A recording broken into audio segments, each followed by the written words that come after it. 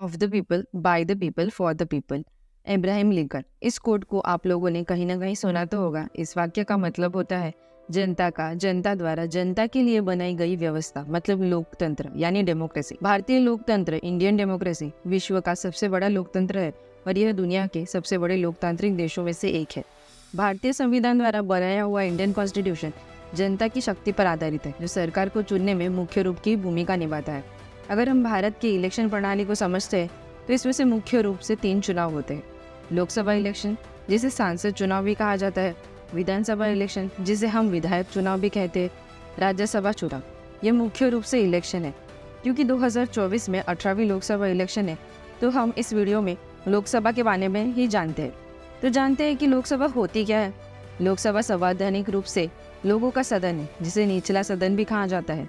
लोकसभा के सदस्य अपने क्षेत्र में इलेक्शन से जीतकर प्रतिनिधित्व करते हैं। अभी लोकसभा में 543 सीट्स है। सबसे ज्यादा सीट यूपी यानी उत्तर प्रदेश में है, जो कि 80 है, और उसके बाद महाराष्ट्र में 48 है।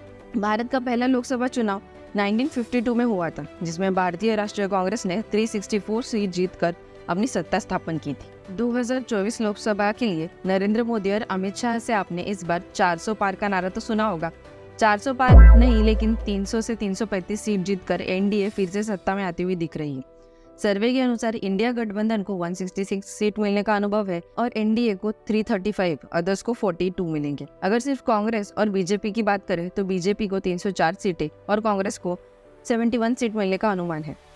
अगर हम सर्वे को रीजन वाइज समझे तो नॉर्थ इंडिया में कुल 180 सीट्स है। इसमें एनडीए 154 सीट्स पर जीतती दिख रही है, वही इंडिया अलायंस 25 सीट्स पर। साउथ इंडिया में 132 सीट्स है, जिसमें एनडीए 27 सीट्स और कांग्रेस 76 सीट पर दिखती रही है। इससे यह पता लगता है कि एनडीए की साउथ में कुछ खास प्रदर्शन नहीं है, कांग्रेस की उस रीजन में अभी भी पकड़ है। वही अगर ईस्ट इंडिया की बात करें तो ईस्ट में 153 सीट्स है। इसमें एनडीए को 103 सीट्स मिलने का अनुमान है, वही इंडिया को 38 सीट्स मिलेंगी। वेस्ट में 78 सीट्स है। इसमें एनडीए को 51 सीट्स और इंडिया को 27 सीट्स मिल रही है। नॉर्थ ईस्ट में 7 स्टेट्स और 11 सीट्स है। इसमें एनडीए को 8 सीट्स एंड कांग्रेस को 2 सीट मिलने का अनुमान है। क्या कारण है कि तीसरी बार भी विपक्ष नरेंद्र मोदी को रोकने में असमर्थ दिख रहे?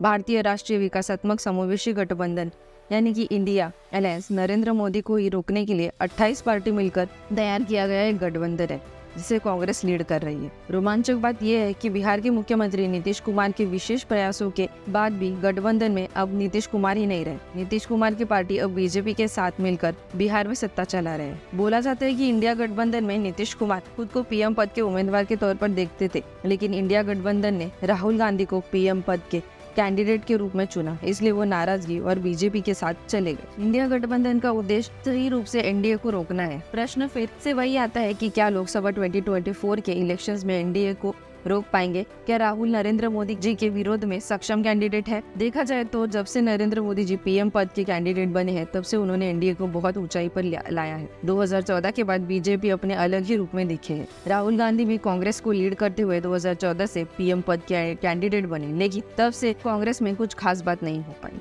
2009 के चुनाव में कांग्रेस ने मनमोहन सिंह को पीएम पद के कैंडिडेट बनाया था, वही बीजेपी ने लालकृष्ण आडवाणी को पीएम पद को कैंडिडेट बनाया, लेकिन उस टाइम पर कांग्रेस 206 सीट जीतकर वापसी की। 2019 के लोकसभा चुनाव को देखें तो पीएम पद के कैंडिडेट बीजेपी की तरफ से नरेंद्र मोदी और कांग्रेस तरफ से राहुल गांधी थे।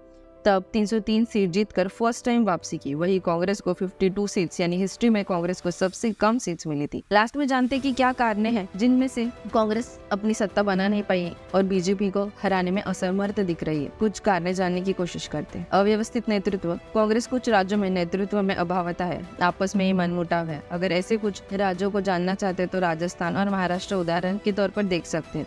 सक्षम नेतृत्व, कांग्रेस ने नरेंद्र मोदी जैसा कोई सक्षम नेतृत्व करने वाला नेता नहीं है। राजनीतिक रणनीति, कांग्रेस की राजनीतिक रणनीति उन्हें चुनावों में असफल बना रही है। कांग्रेस को अपनी रणनीति को मजबूत करने की आवश्यकता है।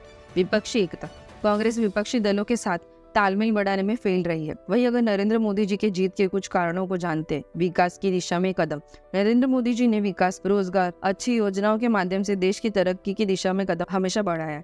हालांकि विपक्ष रोजगार के मुद्दों पर सरकार को आए दिन करते रहते हैं।